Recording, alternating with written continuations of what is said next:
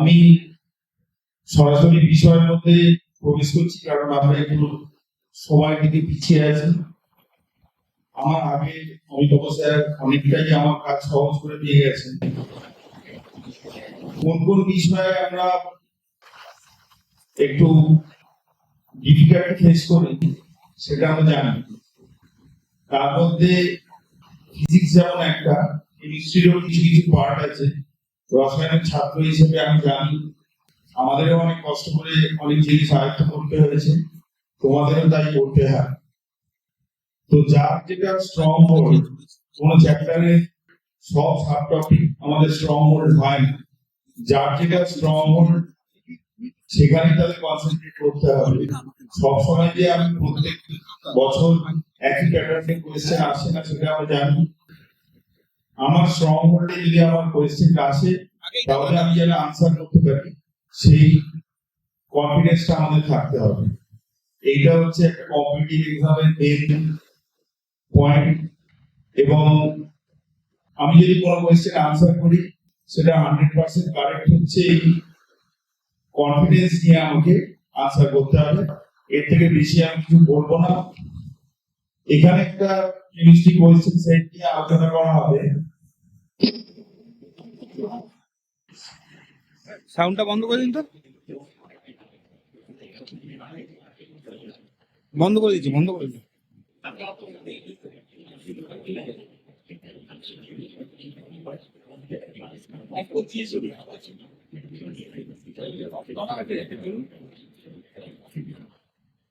এখানে যে কোয়েশ্চেন সেটটা নিয়ে আলোচনা হচ্ছে তার মধ্যে দেখবে কাঠিন্য মাত্রা, মানে প্রবলেম গুলো সহজ থেকে, মানে সিম্পল থেকে মডারেট হয়ে হায়ার থিঙ্কিং এর দিকে গেছে। আমরা সেইভাবেই চেষ্টা করেছি যাতে প্রবলেম গুলো ইজি থেকে মডারেট হয়ে হার্ডার স্কিলের দিকে যায়। এখানে একটা সহজ কোয়েশ্চেন, খুবই সহজ কোয়েশ্চেন দেওয়া আছে যে একটা ট্রাইবাল মেটাল, মানে একটা ত্রিযোজী মেটাল ধাতু বা ইকুইভ্যালেন্ট ওয়েট, মানে তুলনাঙ্ক ভার দেওয়া আছে 20, তাহলে তার অ্যাটমিক মাস হবে 60, ওখানে ক্যালকুলেট করে দেওয়া আছে। দেখো এবার যেহেতু সেটা ট্রাইভ্যালেন্ট, তাহলে তার মেটাল অক্সাইডের ফর্মুলা হবে M2O3, সেটা আমরা বুঝতে পারছি। তাহলে M2O3 মলিকুলার ওয়েট, মানে আণবিক ভর কত হবে সেটা এখানে ক্যালকুলেট করতে দেওয়া ছিল। তাহলে যদি মেটালটার অ্যাটমিক মাস 60 হয়, তাহলে দুটো মেটাল মানে 2 × 60, আর তিনটে অক্সিজেন মানে 3 × 60 করে দেখো 168 হয়েছে। তার মানে এই কোয়েশ্চেনটা ডি অপশনটা হচ্ছে কারেক্ট।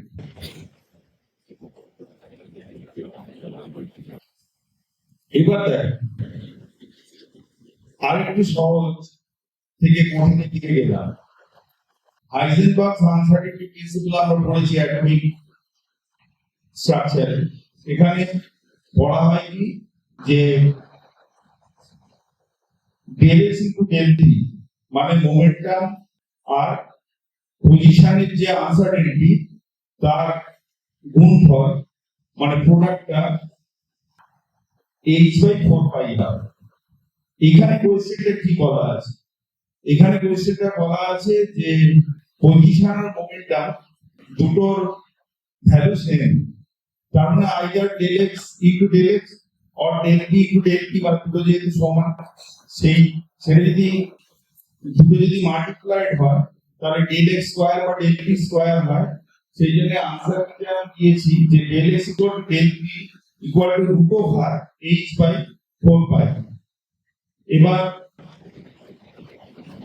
del p মানে হচ্ছে m ডেল্টা v, মোমেন্টামের যেহেতু ওটা মোমেন্ট, del p মানে মোমেন্টামের আনসার্টেনিটি, তাহলে মোমেন্টামের মধ্যে মাস ইনটু ভেলোসিটি ছিল।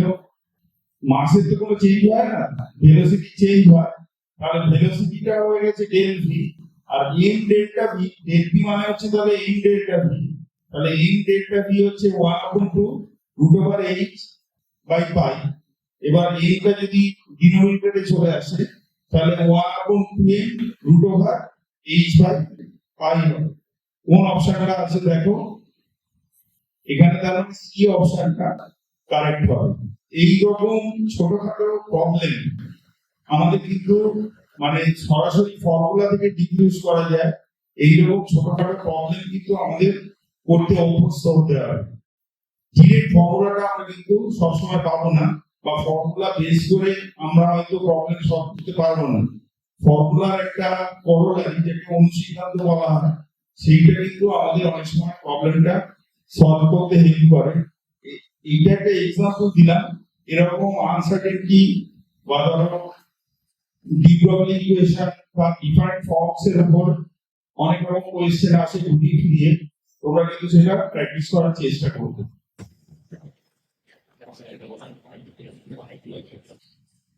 এবার দেখো বন্ডিং এ এই এটা পিরিয়ডিক টেবিলের একটা কোয়েশ্চেন আছে, এটা একটু সহজ কঠিন মিশিয়ে দেওয়া আছে। দেখো অ্যাটমিক রেডিয়াস থেকে রিডিউস করে আয়নিক রেডিয়াই এর এখানে একটা কম্পারেটিভ স্টাডি দেওয়া আছে, এবং চারটে যে দেওয়া আছে অপশনস, সেই চারটে কিন্তু সম্পূর্ণ ডিফারেন্ট দেওয়া আছে।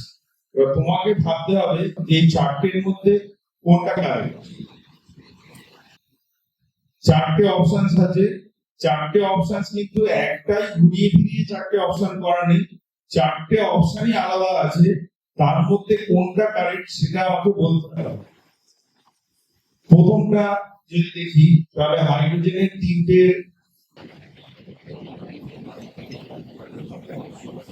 আয়ন এবং অ্যাটমের মধ্যে কম্পারেটিভ স্টাডি দেওয়া আছে।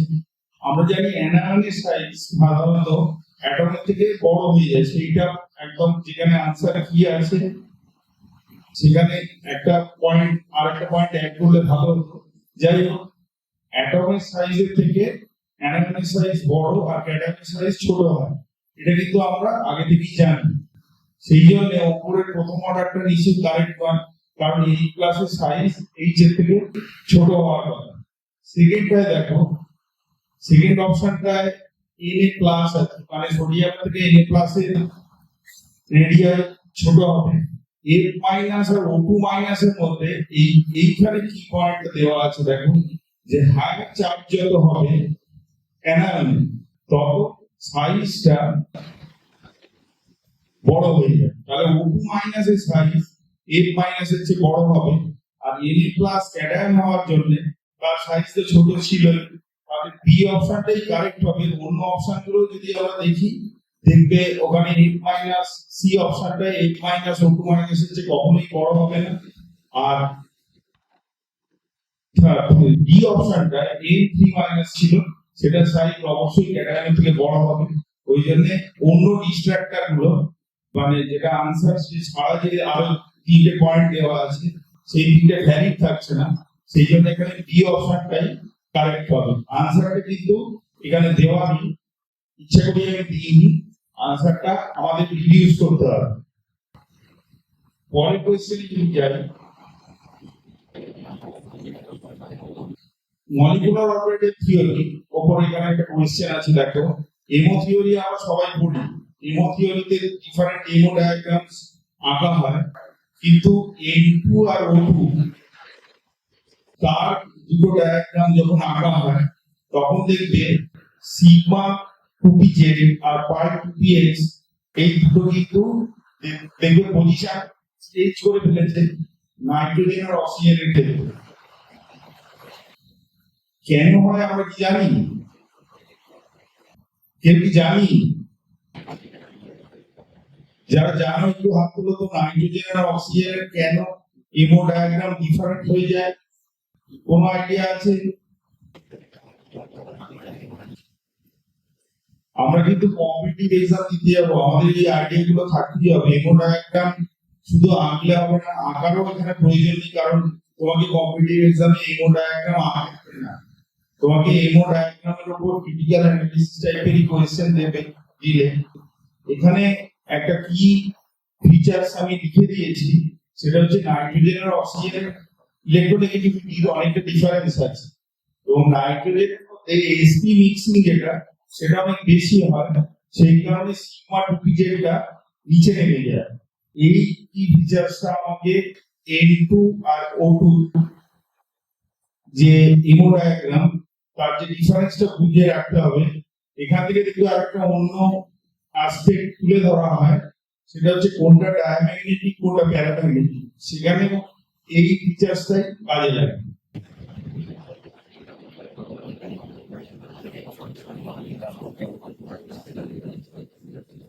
আমরা সবাই যখন কোঅর্ডিনেশন কম্পাউন্ডস পড়ি, সেখানে ডিফারেন্ট কোঅর্ডিনেশন কম্পাউন্ডস এর আইইউপিএসি নোমেনক্লেচার বা আইসোমেরিজম নিয়ে ডিসকাশন করা হয়, একটা বড় জায়গা আছে সেখানে। এখানে দেখো একটা কম্পাউন্ডের ফর্মুলা দেওয়া আছে উপরে, তার আয়নাইজেশন আইসোমারটা আয়নীকরণ আইসোমার বলা হচ্ছে। আয়নাইজেশন আইসোমারের মানে হচ্ছে যে কম্পাউন্ডে যখন আয়নাইজ করবে, মানে আয়নিত হবে, জলীয় দ্রবণে আয়নিত হবে, তখন আগে যে আয়নগুলো তৈরি করছিল পরে অন্য আয়ন তৈরি করবে। কিন্তু কম্পাউন্ডের মধ্যে যে সেন্ট্রাল অ্যাটম আছে বা আদার লিগ্যান্ডস আছে, total number of central atom and other ligands, এইটা শ্যাল নট চেঞ্জ। এইটা কখনো চেঞ্জ করবে না দুটো স্ট্রাকচার বা ফর্মুলার মধ্যে। উপরে একটা ক্রোমিয়াম ছিল, জল ছিল 4টে, ক্লোরিন ছিল 2টো, কিন্তু একটা ক্লোরিন ভিতরে ছিল, মানে সেকেন্ডারি ভ্যালেন্সিতে, আর একটা প্রাইমারি ভ্যালেন্সিতে ছিল বাইরে সিএলটা।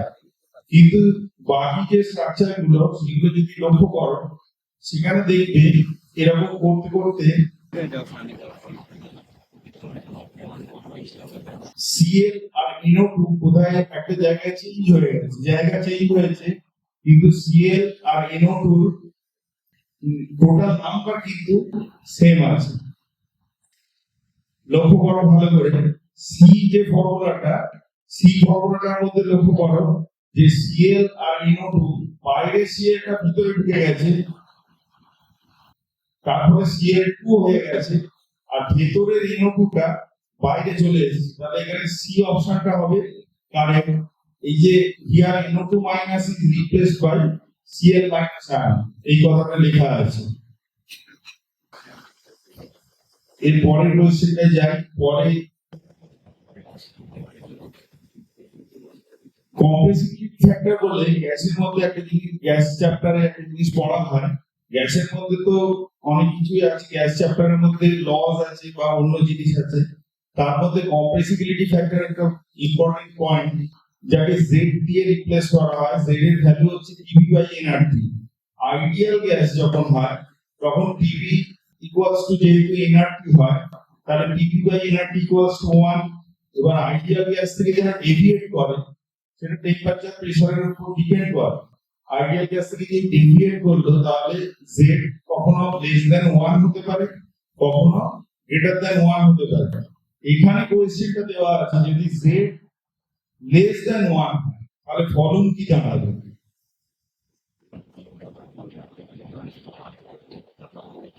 জেড লেস দ্যান 1 এর একটা অন্য মিনিং আছে, সেটা হচ্ছে যে গ্যাস মলিকিউলস গুলোর মধ্যে ইন্টারমলিকুলার ফোর্সটা অনেক বেশি সেখানে অ্যাক্টিভ, সেই জন্য তাদের ভলিউম, ইন্টারমলিকুলার ফোর্স মানে হচ্ছে অণুগুলোর মধ্যে যে পারস্পরিক আকর্ষণ বল, সেই আকর্ষণ বলটা অনেক বেশি ক্রিয়াশীল।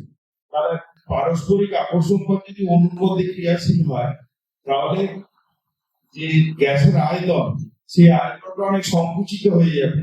তার ফলে ভি এর ভ্যালু সেই সঙ্গে কমে যাবে। তাহলে যদি কখনো জেড লেস দ্যান 1 হয় তাহলে ভি আইডিয়াল গ্যাস ভলিউম মানে 22.4 লিটারের চেয়ে কম হয়ে যাবে। এখানে অপশন বি হবে কারেক্ট। সেই জন্য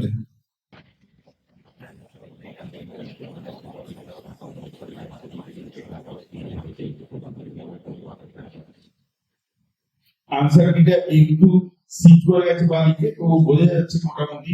দেখো চারটে আবার একটা ওই রকম হাইজেনবার্গ আনসার্টেনিটির মতোই বা অন্য একটা কোয়েশ্চেনের বা অন্য ধরনের কোয়েশ্চেনে এই রকমই আসছে। একটা থার্মোডাইনামিক রিলেশন চারটে দেওয়া আছে, বলা আছে কোনটা কারেন্ট। এবার তোমাকে কিন্তু ডেফিনিশন ধরে ধরে এগোতে হবে। যে ডেফিনিশন, জির যদি ডেফিনিশন পড়া হয় তাহলে g is equal to h minus ts, তাহলে both side যদি ডেরিভেটিভ করি তাহলে dg equal to dh minus ts minus hdt হয়ে যায়।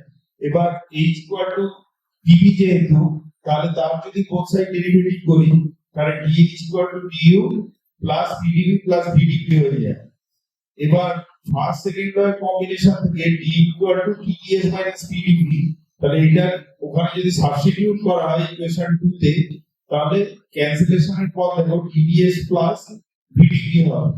এবার tds plus vdp এই dh এর ভ্যালুটা যদি আমি ইকুয়েশন 1 এ বসিয়ে দিই তাহলে আবার ক্যান্সেলেশন হবে, হয়ে dh equal to vdp minus sdp, ওখানে tds টা ক্যান্সেলেশন হয়ে যাবে, হয়ে গিয়ে vdp minus sdp হবে। এখানে দেখো dh equal to dg equal to vdp minus sdp, মানে এই অপশনটাই কারেক্ট হবে। বাকিগুলো যদি এইভাবে আমরা ডেফিনিশন থেকে ধরে ধরে করতে যাই, দেখবে কোথাও না কোথাও এখানে ভুল দেখা যাবে। এখানে ই লেখা হয়েছে, দেখো ইটা ইউ বা ইন্টারনাল ইংরেজি ক্ষেত্রে ইও ইউজ করা হয়, ইউনিভার্সালি ইও ইউজ করা হয়। এবার কোয়েশ্চেন যেরকম থাকবে তুমি সেরকম ভাবে আনসার করবে।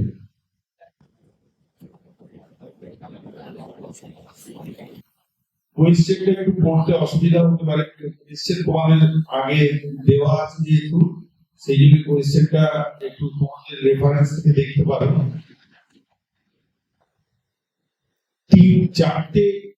তিনটে অপশন এখানে দেওয়া আছে, কার্বন মনোক্সাইড, কার্বন আর হাইড্রোজেন। বলা হচ্ছে এই তিনটের মধ্যে সিইউ কে বিচারিত করতে পারে, মানে রিডিউস করতে পারে কি সবচেয়ে ভালো। তার জন্য কি ভ্যালু প্রোভাইড করা আছে, বেলজি ফর্মেশন দেওয়া আছে, মানে free energy of formation of cupric oxide, carbon monoxide আর ওয়াটার দেওয়া আছে। এখান থেকে বলতে হবে কোনটা তোমার রিডিউস করবে সিইউ কে। জেনারেলি যাদের ফ্রি এনার্জি অফ ফর্মেশন যে কম্পাউন্ডটাকে রিডিউস করা হচ্ছে তার থেকে কম হয়, তারা তাকে রিডিউস করতে পারে। এখানে একটা এক্সট্রা ডেটা দেওয়া থাকলে আরো ভালো হতো, ইচ্ছা করে ডেটাটা হোল্ড করা হচ্ছে, সেটা হচ্ছে F, মানে free energy of standard free energy of formation of carbon dioxide. এটা কিন্তু এখানে ইচ্ছে করে হোল্ড করা হয়েছে, সেটা লক্ষ্য করবে। এটা কিন্তু দেওয়া নেই, এটা সাপ্লাই থাকলে তোমার করতে আরো সুবিধা হতো। এখানে তোমার নলেজটা দেখা হচ্ছে যে তুমি ইলিংহাম প্লট বা ইলিংহাম ডায়াগ্রামের সঙ্গে পরিচিত কিনা। ইলিংহাম ডায়াগ্রাম হচ্ছে কে রিডিউস করবে কাকে, কোন অক্সাইড কাকে কি দিয়ে রিডিউস হয়ে আরেকটা অন্য অক্সাইড তৈরি করবে, এটা ইলিংহাম প্লট থেকে দেখা যায়। যদি ওটা ইলিংহাম প্লটের নিচে থাকে, কোন অক্সাইডের নিচে যদি অন্য একটা এলিমেন্টের অক্সাইড থাকে, তাহলে সেই এলিমেন্টটা উপরের এলিমেন্টের অক্সাইডটাকে রিডিউস করে দিতে পারে। এই ইলিংহাম প্লটটা আমাদের কিন্তু একবার প্রয়োজন হলে বাড়িতে গিয়ে, যারা এটা এখনো পর্যন্ত প্রথম আমরা দেখলাম বা মাথায় ঢুকলো, তারা একটু বাড়ি গিয়ে চর্চা করবে। এইখান থেকে কিন্তু মেটালার্জি কোয়েশ্চেন, মানে এটা তো অ্যাকচুয়ালি মেটালার্জি কোয়েশ্চেন বা রিডাকশন পোটেনশিয়ালের কোয়েশ্চেন, সেই প্লটটা থেকে আমরা বলতে পারবো মেটালার্জিক্যাল প্রসেসে কে বেটার রিডিউস মেথড। এখানে কিন্তু তিনটেই সিইও কে রিডিউস করতে পারবে। অল অফ দিস, এই অপশনটা হবে কারেক্ট।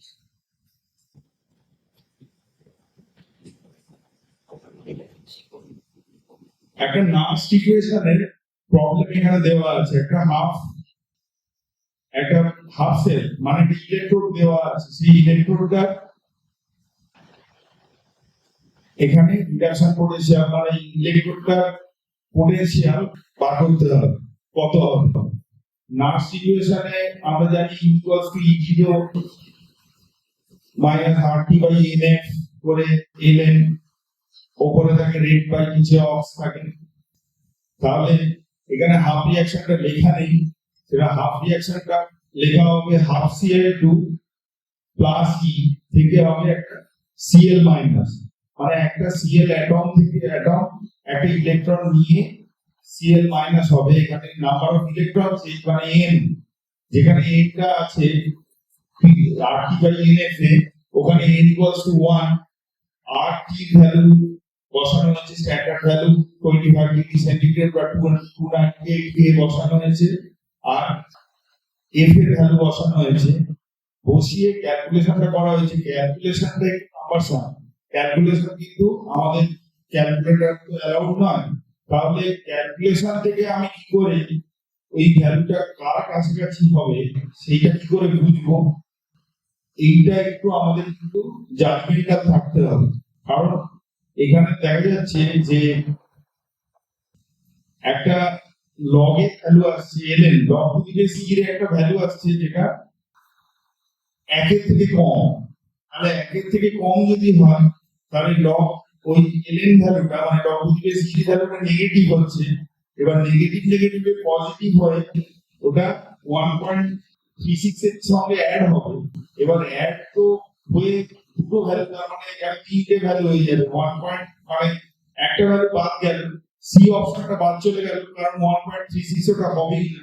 আর 1.43, 2.03 আর 2.81 এর মধ্যে আমাকে জাজ করতে হবে কোনটা হবে।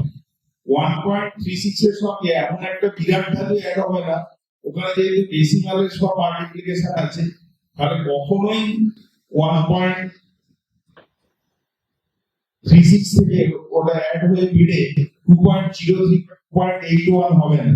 পুরো ক্যালকুলেশন কিন্তু আমরা কখনোই পরীক্ষার সময় করার সুযোগ পাবো না। কিন্তু আরো একটা প্রবলেম পরে আসবে, এই ধরনের প্রবলেম কি করে সলভ করতে হয় সেই ট্রিকটা আমাদের শিখতে হবে। কারণ আমরা পুরো ক্যালকুলেশন কখনোই করতে পারবো না, করলে আমাদের সারাদিন ধরে তাহলে ওই একটা অঙ্ক 10-15 মিনিট ধরে করলে আমরা ওই স্টিপুলেটেড টাইমের মধ্যে আনসার করতে পারবো না। পরে একটা প্রবলেম আসছে, সেখানেও এই ধরনেরই একটা প্রিন্সিপাল ইউজ করা হবে যে ক্যালকুলেশন এগিয়ে গিয়ে কি করে আমরা তার আনসার বার করতে পারি। দেখা যাক কি হয়। ঠিক তার পরের প্রবলেমটাতে এসছে, দেখো একটা কেমিক্যাল কাইনেটিক্স এর প্রবলেম দেয়া আছে, যেখানে রেট লটা দেয়া আছে। রেট লটা একটা ফার্স্ট অর্ডারের রেট ল দেওয়া আছে। দেখো, যেহেতু minus d concentration A dt equals to k concentration A আছে, তাহলে এটা ফার্স্ট অর্ডার রিঅ্যাকশন হলো বলছে যেহেতু কনসেন্ট্রেশনের সঙ্গে রেটটা ডিরেক্টলি প্রপোর্শনাল মানে সমানুপাতিক।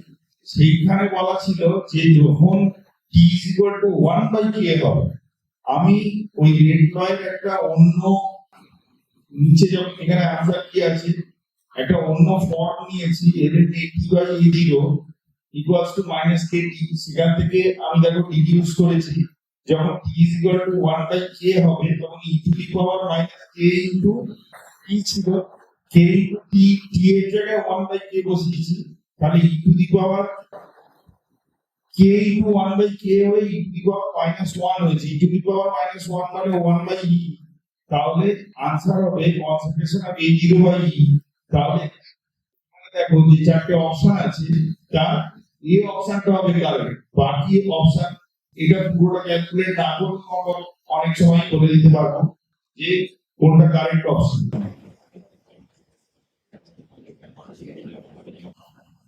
এটা একটা একটু কনসেপচুয়াল কোয়েশ্চেন আছে, বায়োলজি ঘেঁষা কোয়েশ্চেন বলতে হবে, বায়োসায়েন্স ঘেঁষা, যে এখানে ইমালসিফাইং এজেন্ট হিসেবে মিল্কের মধ্যে কি আছে। আমরা কি জানি যে মিল্ক একটা ইমালশন, মানে মিল্কের মধ্যে ফ্যাট জলের মধ্যে মেকানিক্যালি ডিসলভ করে আছে, সেই জন্য জলের মধ্যে যদি ফ্যাট মেকানিক্যালি ডিসলভ করা হয় হোয়াইট টার্ন করে। যদি একটা তেলও জলের মধ্যে জোর করে ঢোকা হয়, ডিসলভ করা হয়, দ্রবণ তৈরি করার চেষ্টা করা হয়, তাহলে যে কোনো একটা ফ্যাট বা অয়েল যদি জলের মধ্যে ডিসলভ করার চেষ্টা করি সেটা কিন্তু হোয়াইট হয়ে যাবে মেকানিক্যালি যদি করতে যায়। মিল্কের মধ্যে এমন একটা সাবস্টেন্স আছে যেটা ওই ফ্যাটটা ওয়াটারের মধ্যে ধরে রাখতে সাহায্য করে, সেপারেট হয়ে যায় না, তার নাম হচ্ছে কেজিন। অনেক সময় বাচ্চারা দেখবে, এটা একটা বায়োসায়েন্স কোয়েশ্চেন থাকে, বাচ্চারা দুধ খেলে বমি করার সময় ছানা হয়ে যায়, রেইনিং কেজিনের একটা ব্যাপার এখানে থাকে, যে ওইটা ওই এনজাইমটা বাচ্চাদের বডিতে থাকে, সেইখান থেকে কেজিনটা ফর্ম করে যায়। এই ইনঅ্যাক্টিভ হয়ে যায় তখন কেজি ছাড়া দুধটা ক্লট করে যায় এবং ছানা হয়ে যায়। এই কেজিনটাই ওখানে দুধের মধ্যে ফ্যাটটাকে ধরে রেখেছে ইমালশন তৈরি করার ক্ষেত্রে। এইটা আমাদের জানতে হবে। বাকি যে কম্পাউন্ড গুলো আছে এই কম্পাউন্ড গুলো নর্মাল কম্পাউন্ড, মল্টোজ বা ল্যাকটোজ এক ধরনের সুগার, ল্যাকটিক অ্যাসিড তো ওখান থেকে একটা বাই প্রোডাক্ট হিসেবে বেরিয়ে আসে। সেই জন্য এই তিনটি কোনোটাই ইমালসিফাইং এজেন্ট নয় বা অন্য কারণ বলা হচ্ছে। এখানে কেসিন হবে মানে সি হবে রাইট আনসার। আমরা ল্যাবে গিয়ে যখন প্রথম প্র্যাকটিক্যাল করতে শুরু করি তখন ফ্লেম টেস্ট বা শিখা পরীক্ষা বলে মেটালের একটা পরীক্ষা করি। সেই শিক্ষা পরীক্ষায় কোন মানে যে ক্ষার ধাতু অ্যালকালাইন যে মেটাল তাদের কোন প্রপার্টিটা কোন ধর্মটা এই শিক্ষা পরীক্ষায় রেসপন্ড করতে তাদের সাহায্য করে। দেখো চারটে অপশন আছে। একটা হচ্ছে তাদের আয়নীকরণ বিভক্ত কম বডি, যেহেতু তারা অ্যালকালাইন মেটাল, কম গলনাঙ্ক, নমনীয়তা, সবকটা পয়েন্ট কিন্তু এখানে অ্যালকালিন মেটালের ক্ষেত্রে ভ্যালি। আমরা কিন্তু অনেক সময় লিথিয়াম যেমন জলে ভাসে, সোডিয়াম খুব সফট, এই প্রপার্টি গুলো আমরা কিন্তু জানি। চারটে অপশনই কিন্তু মনে হবে কারেক্ট, যে কোনো একটাই হতে পারে। কিন্তু বাইরের পক্ষে যে একটা ইলেকট্রন আছে, যেহেতু অ্যালকালিন মেটাল গুলো পিরিয়ডিক টেবিলের একদম বাঁদিকে আছে, তাহলে তাদের সাইজ হচ্ছে অপেক্ষাকৃত বড়। বাইরের পক্ষের ওই সিঙ্গেল ইলেকট্রনটা একটু যদি এক্সাইট করা যায়, যেমন এখানে দিয়ে এক্সাইট করা হয়েছে প্লেনে, তাহলে উপরের লেভেলে মানে পরের লেভেলে সেটা চলে যায়। এবং এই যে আয়নিক ট্রানজিশন, এই আয়নিক ট্রানজিশনটাই কিন্তু এখানে ফ্লেমে কালারটা ইম্পার্ট করে।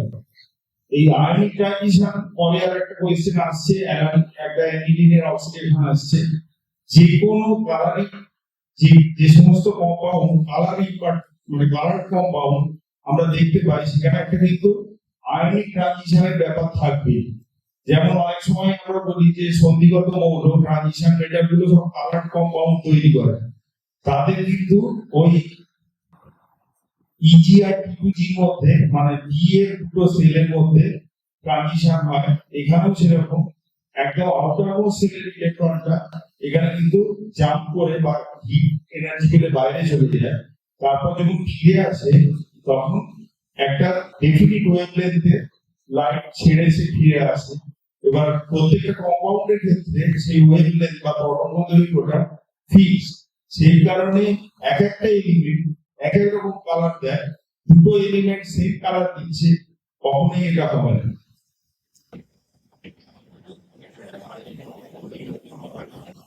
এখানে একটা এটা একটু দেখতে কোনো অসুবিধা হচ্ছে, তোমাদের কিন্তু কাছে রেফারেন্স থাকলে দেখবে।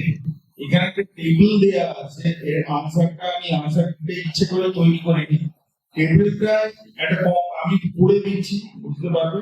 একটা কম্পারেটিভ চার্ট দেয়া আছে বা স্তম্ভ মেলাও টাইপের কোয়েশ্চেনটা আছে। কোয়েশ্চেনটা হচ্ছে প্রথমে আছে কার্বন মনোক্সাইড আর হাইড্রোজেন একটা মিক্সচার আছে। লেফটটা আমি আগে পড়ছি। জলের অস্থায়ী ক্ষমতা আছে, B2H6 আছে আর হাইড্রোজেন পারঅক্সাইড আছে। ডাইবোরেনটা আর H2O এর মধ্যে একটু ওই দুটো ছোট ছোট হয়ে গেছে, পড়তে অসুবিধা হচ্ছে। রাইট সাইডে আছে ম্যাগনেসিয়াম বাইকার্বনেট প্লাস ক্যালসিয়াম বাইকার্বনেটের একটা মিক্সচার। তারপরেটা হচ্ছে ইলেকট্রনের ঘাটতি সম্পন্ন হাইড্রাইড। তারপরেটা হচ্ছে সিনথেসিস গ্যাস। আর তারপরেটা আছে অসামতলিক গঠন। এই কোয়েশ্চেনটা একটা ট্রিক আছে, ট্রিকটা অনেকেই হয়তো ধরে ফেলেছো। সেটা হচ্ছে 4 নাম্বারটা অলরেডি মেলানোই আছে। 4 নাম্বার পয়েন্টটা তোমাকে কষ্ট করে বাঁ দিকের সঙ্গে ডান দিক মেলাতে হবে না, তাহলে বাকি তিনটে তোমাকে মেলাতে হবে না। এটা ইচ্ছাকৃতভাবে করা আছে, তুমি ওটা উল্টো পাল্টা থাকতে পারে মানে মনে করে 4 নাম্বারটা তাহলে আমাকে মেলাতে হচ্ছে না। এবার তার উপরে আমি নিচ থেকে যদি আনসার করা শুরু করি, B2H6 ডাইবোরেন। ডাইবোরেনে একটা বিশেষ ধরনের বন্ড থাকে যাকে ব্যানানা বন্ড বা হাইড্রোজেন ব্রিজ বন্ড বলা হয়।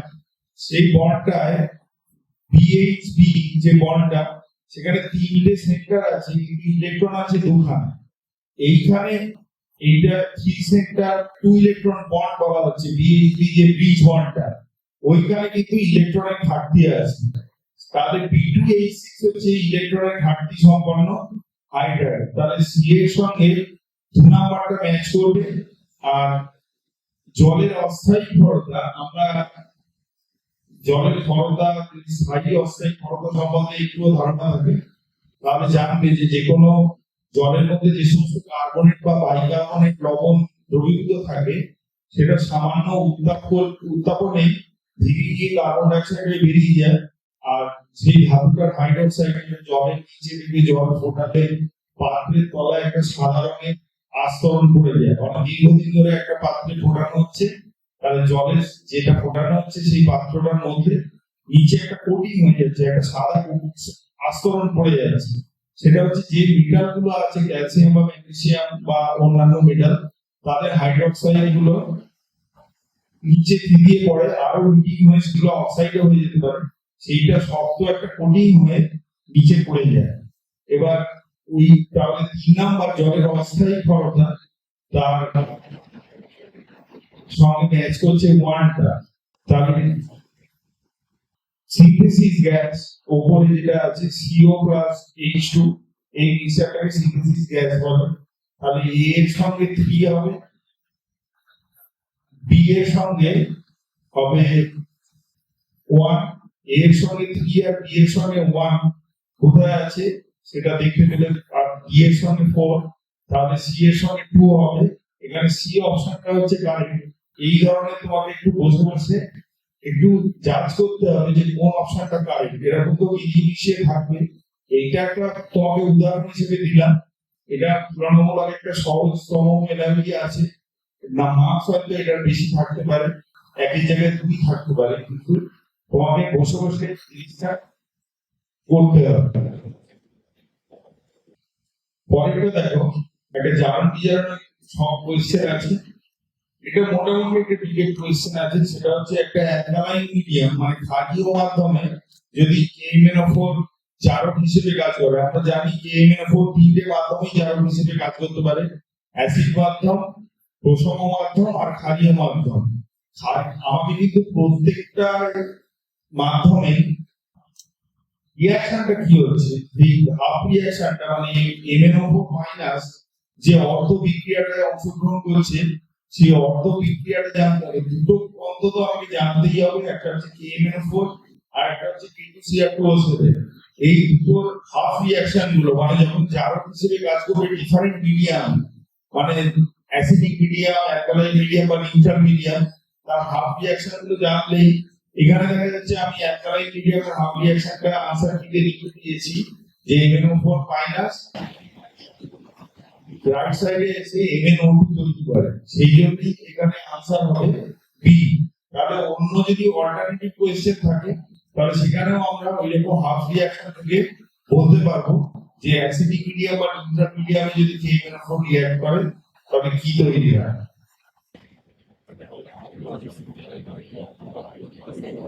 একটা পলিমার বায়োমলিকুলস এর এই এখানে পলিমার যে চ্যাপ্টার, সেখান থেকে একটা কোয়েশ্চেন আছে। দেখো যে কোনটা কোপলিমার। আমরা জানি পলিমার দু রকম হতে পারে, একটা হোমোপলিমার আর একটা কোপলিমার। হোমোপলিমারে একই মলিকুল জুড়ে জুড়ে পলিমার তৈরি করে, আর কোপলিমারে দুটো ডিফারেন্ট মলিকুল জুড়ে তৈরি করে। 1,3-butadiene আর স্টাইরিন মিথিওনাইজ যে রাবারটা সেটা তৈরি হয়। বাকি এখানে যেগুলো যা দেওয়া আছে সবকটা পলিপ্রোপিলিন আছে, পিভিসি আছে, টিফ্লন আছে, এগুলো সবই হচ্ছে একটা মনোমারেরই পলিমার। একমাত্র গুনাইজ যে রাবারটা সেটা দুটো মনোমার থেকে পলিমারটা তৈরি হয়েছে, সেই জন্য এটাকে বলা হচ্ছে কোপলিমার।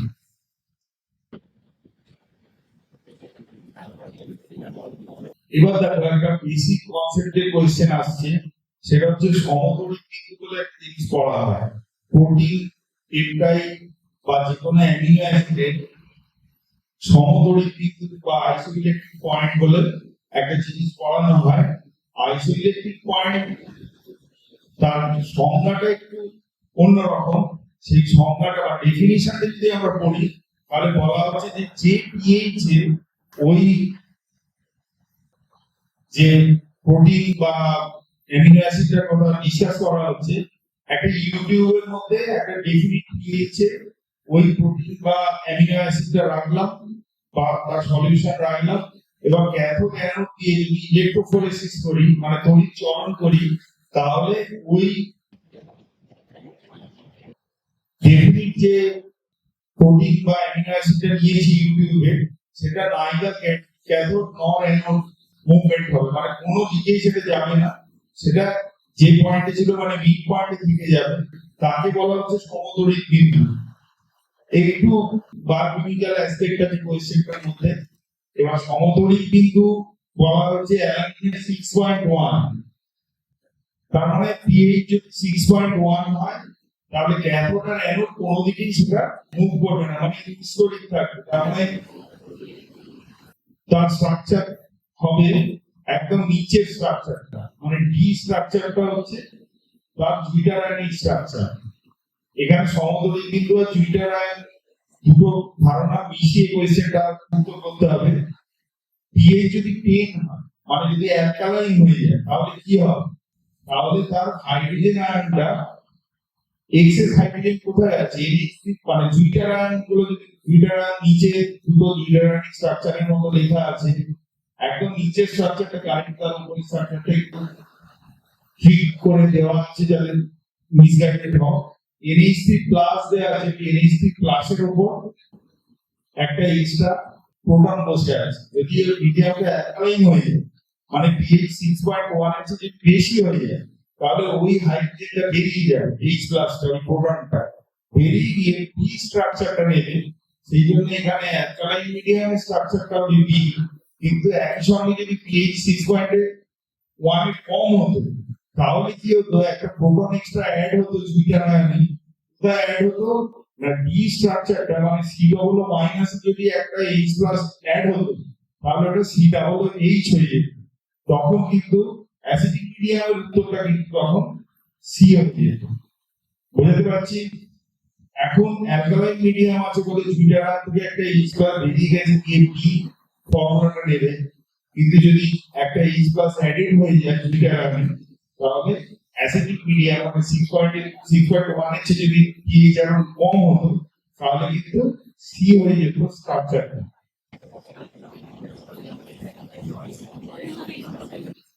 ফটোকেমিক্যাল স্মগ বলে একটা জিনিস পড়া হয় যাকে আলোক রাসায়নিক ধোঁয়াশা বলা হয়। এখানে কিন্তু ডিরেক্টলি কোশ্চেনটা দেওয়া নেই, শুধু বলা আছে যে বসতিপূর্ণ বা যানবাহন অঞ্চলে একটা অস্বস্তিকর লাল ধোঁয়াশা দেখা যায়, ওইটার কালার রেড হেজ বলা আছে। লাল ধোঁয়াশা যে দেখা যায় ফটোকেমিক্যাল স্মগ এর কালার যে রেড, সেটা একটু জানতে হবে। অ্যাকচুয়ালি রেডটা ব্রাউন হয়, সেটা ব্রাউনের ডেনসিটি কম হয় বলে রেডই দেখায়। এখানে নাইট্রোজেনের oxide mainly NO nitric oxide হচ্ছে পার্টিসিপেট করে, মেইন কনস্টিটিউয়েন্ট হিসেবে কাজ করে। আমরা যদি আলোক রাসায়নিক ধোঁয়াশা প্যান ফর্মেশনের যদি রিঅ্যাকশনটা দেখি, পারক্সি অ্যাসিড নাইট্রেট বলে, তার যদি ফর্মেশন দেখি সেখানে NO একটা কি রোল প্লে করে। তাহলে এখানে কোয়েশ্চেনটা ছিল কিন্তু কি প্যান নিয়ে বা অন্য কিছু নিয়ে না, কোয়েশ্চেনটা হচ্ছে কোনটার অক্সাইড এখানে ওই ফটোকেমিক্যাল স্মগের জন্য রেসপন্সিবল।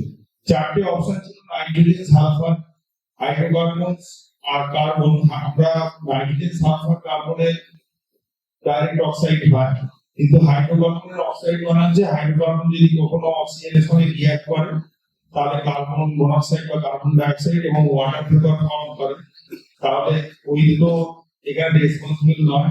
তাহলে আনসার হবে এ।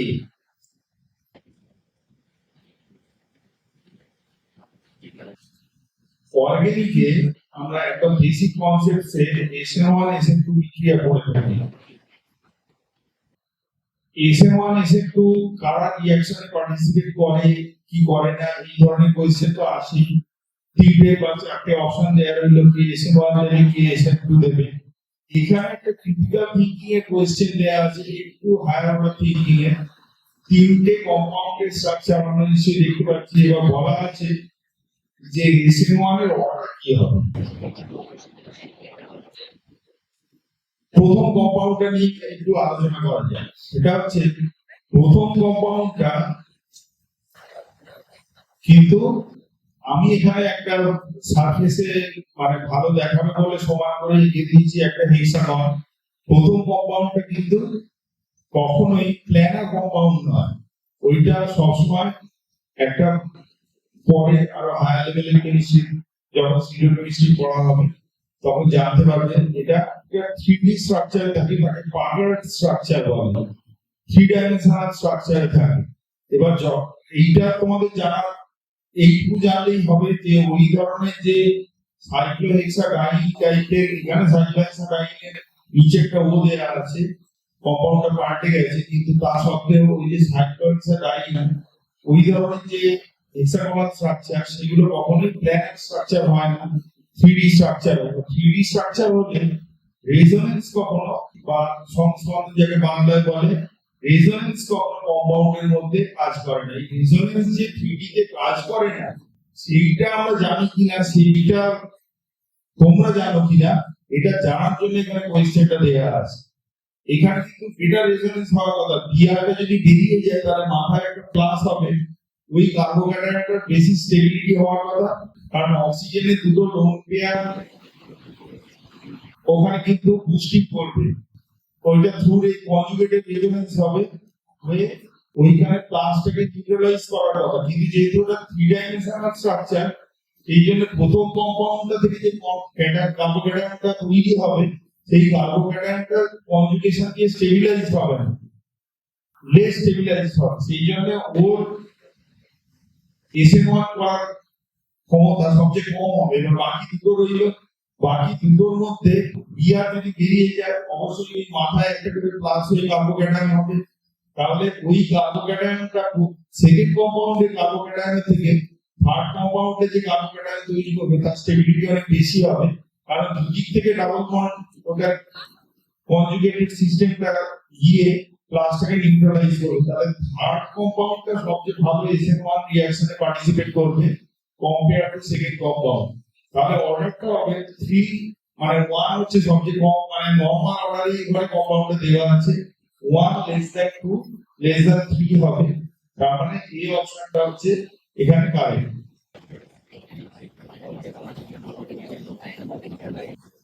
অ্যানিলিনের নানা রকম অক্সিডেশন এখানে পড়া হয়। আমাদের তো মানে নাইট্রোমিথিলিন জারণ, অ্যানিলিনের জারণ, এই ধরনের অনেক কিছুই পড়া হয়। এখানে একটা জিনিস দেওয়া আছে, একটাই জারণের কথা দেওয়া আছে, ফোমিক অ্যাসিড দিয়ে অ্যানিলিনের জারণে কোনটা তৈরি হয়, এটা কি আমরা জানি? এটা কিন্তু জানার কথা। ওই নাইট্রোসো কম্পাউন্ডটা তৈরি হয় একদম প্রথমে যেটা আছে ইনো, ওটা হয়তো বইতে অনেক বইটি আছে বা কি বা কম্পিটিটিভ পরীক্ষা আমরা যখন দিয়ে যাবো তখন আমরা দেখতে পাবো, কিন্তু সেই কম্পাউন্ড কিন্তু থাকবে না, আলটিমেটলি কিন্তু সি কম্পাউন্ডটা তৈরি করবে ফোমিক অ্যাসিড দিয়ে। যদি ফোমিক অ্যাসিড একটা স্ট্রং অক্সিডাইজিং এজেন্ট, আমাদের কিন্তু মনে রাখতে হবে যে শেষ পর্যন্ত কিন্তু প্যারাবেঞ্জোকুইনন মানে সিটা তৈরি হবে, এটা খুব তাড়াতাড়ি তৈরি হয়ে যায়, এটা কাইনেটিক্যালি কন্ট্রোলড একটা রিঅ্যাকশন। পরে আরো হায়ার লেভেলের কেমিস্ট্রিতে গেলে আবার বলছি সবকিছু আমাদের এই লেভেলে পড়া হয় না। দুই ধরনের কম্পাউন্ড তৈরি হতে পারে, একটা হচ্ছে খুব তাড়াতাড়ি তৈরি হয়, আর আরেকটা ধরনের কম্পাউন্ড তৈরি হয় যেটা অনেকক্ষণ রেখে দিলে কম্পাউন্ডটা আবার অন্য কম্পাউন্ডে কনভার্ট হয়ে যায়, হয়ে গিয়ে একটা, এটা আমরা অনেক সময় স্যারেদের কাছ থেকে বা ম্যামেদের কাছ থেকে শুনেছি বা বইতে লেখা আছে যে অ্যানিলিন যদি বেশি দিন রেখে দেওয়া হয় তাহলে সে আর কালারলেস থাকে না, একটা ব্রাউনিশ বা ইয়েলো টিন্ট এসে যায়, এই যে কালার কম্পাউন্ড হয়ে যায় নিশ্চয়ই তার মধ্যে। ওই প্যারাবেঞ্জোকুইনন আবার ওইখানে একটা ইলেকট্রনিক একটা ট্রানজিশনের মতো হবে, পাই বাইস্টার ট্রানজিশন বলে, সেরকম একটা এমোথিওরি একটা পার্ট।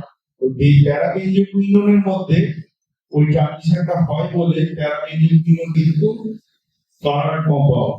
এই প্যারাবেঞ্জোকুইনন কিন্তু রিঅ্যাকশনটা থামে না, পরে আরো ডাইমার পলিগমার এই সমস্ত তৈরি করে তবে থামে।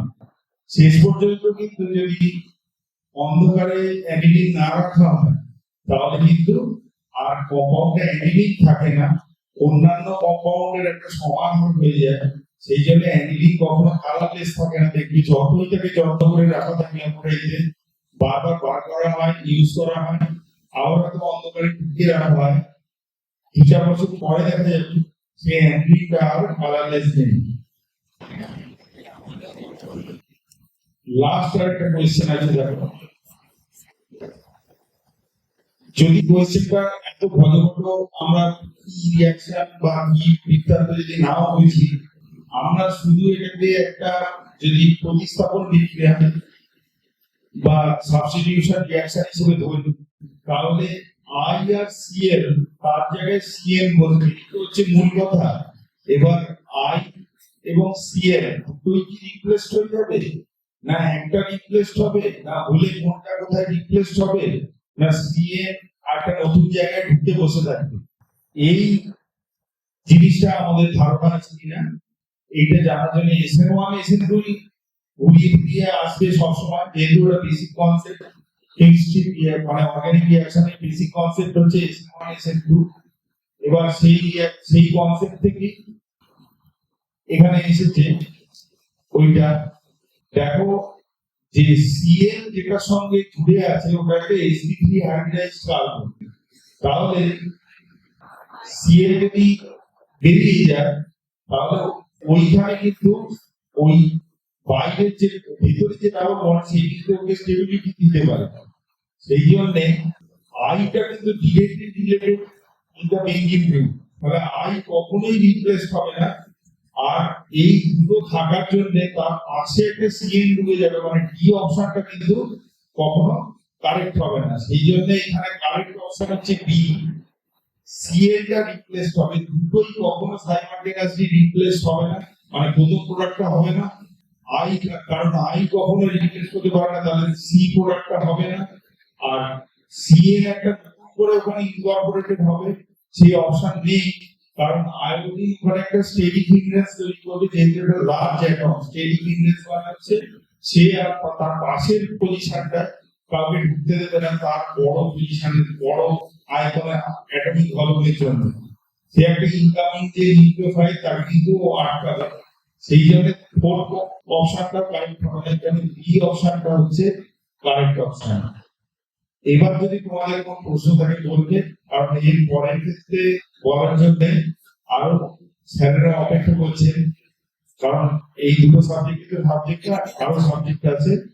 তোমরা চেষ্টা করবে সবকটা সাবজেক্ট মন দিয়ে শোনা। আমরা কারো কোনো প্রশ্ন আছে? কাছে এসো।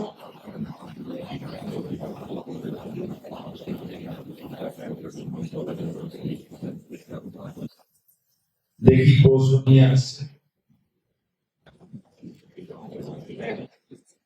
কঠিন প্রশ্নই করবে নিশ্চিত, আর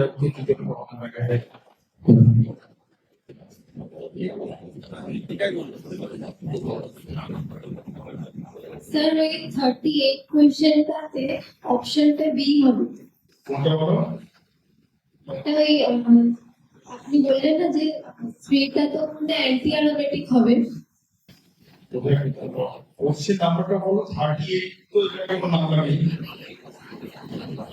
আগের 18 নাকি 18 টা হবে। দেখো এটা এটাতে অপশন বি হবে কারেক্ট আনসার। মানে থার্ডটা হচ্ছে সবচেয়ে কম SN1 পার্টিসিপেট করবে। হ্যাঁ, কারণ ওটা তো অ্যান্টি অ্যারোমেটিক আর এখানে ওয়ানটা তো আনস্টেবল, তাই না?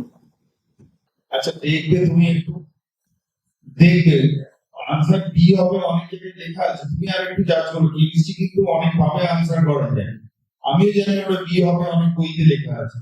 তুমি যে সোর্স থেকে বি বলছো সেই সোর্স থেকে আমিও বলতে পারি বি হবে, কিন্তু তুমি তবুও একটু দেখবে, আমিও দেখবো। বুঝতে পারলাম? হ্যাঁ, থ্যাংক ইউ। হ্যাঁ, তুমি একটা সোর্স থেকে বলছো, আমি জানি ওটা বি হবে, কিন্তু কেমিস্ট্রি তো ডিফারেন্ট অ্যাসপেক্ট, জিনিস থেকে তো বলা হয় আমরা তো কিছুই দেখতে পাচ্ছি না চোখের সামনে কি হচ্ছে অ্যাকচুয়ালি। সেই জন্য ওই এ অপশনটা হওয়ার চান্স আছে না, বি অপশনটা, এইটা হচ্ছে এখানে কিন্তু ক্রুশিয়াল। ঠিক আছে, যাও।